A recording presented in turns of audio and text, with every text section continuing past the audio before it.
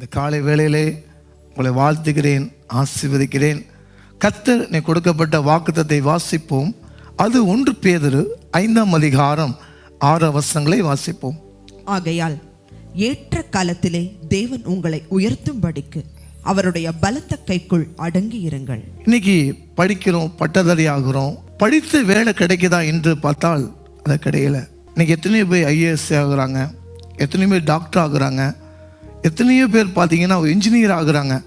ஆனால் எல்லாத்துக்கும் ஓடி ஓடி உழைச்சாலும் உழைப்புக்கேற்ற வேலைகள் ஊதியம் கிடைக்கப்படுவதில்லை. ஏனென்றால் எல்லாரும் தான் சுயப்படுத்த நிற்கணும்னு ஆசைப்படுகிறார்கள். எப்படியாச்சும் எனக்கு ஒரு நல்ல வேலை கிடைக்கணும், கஷ்டப்பட்டு படிப்பாங்க. படித்த உடனே என்ன செய்வாங்கன்னா, ஏதாவது ஒரு சின்ன ஒரு வாட்ச்மேன் வேலையாச்சும் அரசாங்க பணி கிடைக்கணும் ஆசைப்படுவார்கள். வேதம் சொல்கிறது, உங்கள் உயர்த்தணும் அப்படின்னா அவருடைய ஆசீர்வாதம் இருக்கணும், அவருடைய கிருபை இருக்கணும்.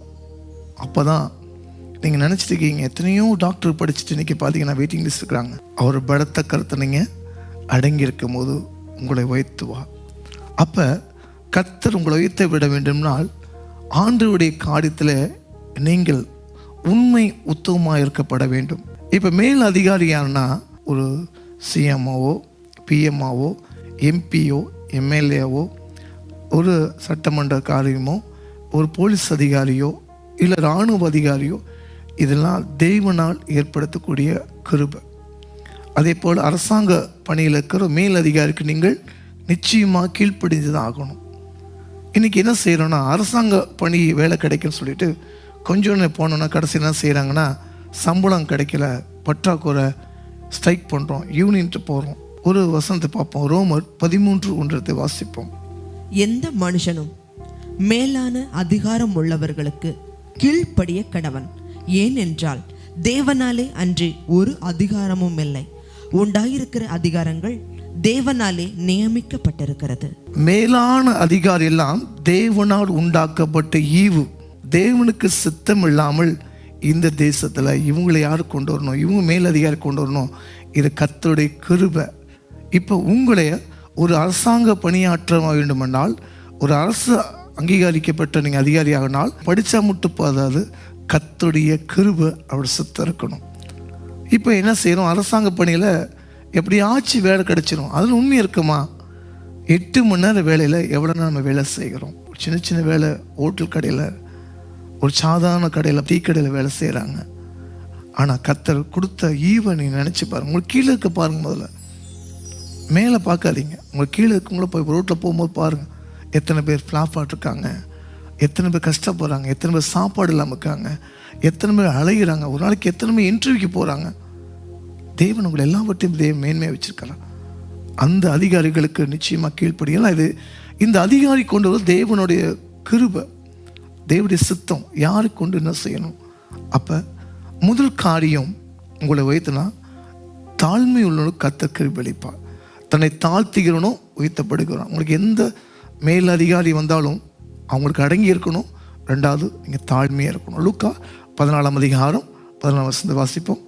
தன்னைத்தான் உயர்த்துகிறவன் எவனும் தாழ்த்தப்படுவான், தன்னைத்தான் தாழ்த்துகிறவன் உயர்த்தப்படுவான் என்றார். ஆமீன். இயேசு இந்த உலகத்தில் மனிதனாக வாழ்ந்தபோது அவர் தன்னைத்தானே தாழ்த்தி ஒரு மனிதனை எப்படி வாழப்பட வேண்டும் ஒரு வாழ்க்கையை வாழ்ந்து காட்டிட்டு போயிருக்கிறார். அதே போல் சீசர்களுக்கு அவர் விருந்து கொடுக்கும் போது சீசருடைய காலை இயேசு கழுவினார். சிலுவிலே அவரை அடிக்கும் போது துன்புறுத்த கூட அவர் தாழ்மையை ஏற்றுக்கொண்டார். சிலுவை தன்னுடைய மரணத்தை அவர் ஏற்றுக்கொண்டார். ஆண்டவருக்காக நீங்கள் செய்யும் போது சகலகத அதிகாரம் அவருக்கு படைக்கப்பட்ட உலக அதிகாரப்பட்டாலும் ஆனால் அவர் எல்லாத்தையும் கீழ்ப்படிவதாக இருந்தார். உங்களை உயர்த்தப்பட வேண்டும் என்றால் நீங்கள் என்ன செய்யுங்க, அவர் பலத்த கருத்தில் நீங்கள் அடங்கியிருக்கும் கர்த்தர் உங்களையும் உயர்த்துவார். நிச்சயமாகவே மேல் அதிகாரிக்கு கீழ்ப்படிங்க. உங்களை உயர்த்த ஸ்தானத்தை வரும்போது நீங்கள் தாழ்மையாக இருங்க, விட்டு கொடுத்து போங்க. ஆண்டவர் போல் நீங்கள் வாழ்ந்து காட்டுங்க. ரோல் மாடலாக இயேசு போல் இந்த உலகத்தில் வாழ்ந்து காட்டிட்டு போயிருக்கிறார். அவரை போல் நீங்கள் வாழும். கண்களை மூடி நம்ம ஜெபிப்போம். நான் உங்களை உயர்த்தவேன் என்ற தலைப்பில் நான் எடுத்தப்பா. ஆண்டவரே, இன்னைக்கு என் சுயபலம், நான் படிச்சிருக்கேன், எனக்கு அந்தஸ்து இருக்குது, எனக்கு அரசியல் செல்வா இருக்குன்னு சொல்லி எத்தனையோ பேர் சொல்கிறாங்க. ஆனால் இன்னைக்கு எல்லாரும் வேலை கிடைக்காம இருக்காங்கப்பா. ஆனால் ஒரு மேலான அதிகாரி வருது, தேவன் கொடுத்த ஈவு. அந்த மேல் அதிகாரி கீழ்ப்படிக்கும் போது கர்த்தர் எல்லாவற்றையும் உயர்த்தி வைப்பா என்ற தலைப்பில் நாங்கள் பார்த்தோம். இன்றைக்கி பார்த்து கொண்டு ஒவ்வொரு பிள்ளைகளுக்கு கர்த்தாவே அவங்க சுயமுயற்சி எடுத்துட்டு, ஆண்டவரே நான் படிச்சிருக்கேன், நீங்கள் என்ன அந்த பூமியில் வைக்க போகிறீங்க, உங்களுடைய சத்தனை ஒப்பு கொடுக்குன்னு சொல்லி ஜெபிக்கும் போது கர்த்தர் உங்கள் வாழ்க்கையிலே அவர் காரியத்தை மாறுதலை மாற்றி கொடுப்பா, உங்களை ஆசீர்வதிப்பா. இயேசுவின் நாமத்தினால பிதாவே. நிச்சயமாகவே உங்களை உயர்த்துவார்னா ஆண்டவர் சமத்தை தாழ்ந்துருங்க, கர்த்தர் உங்களை உயர்த்துவார். God bless you.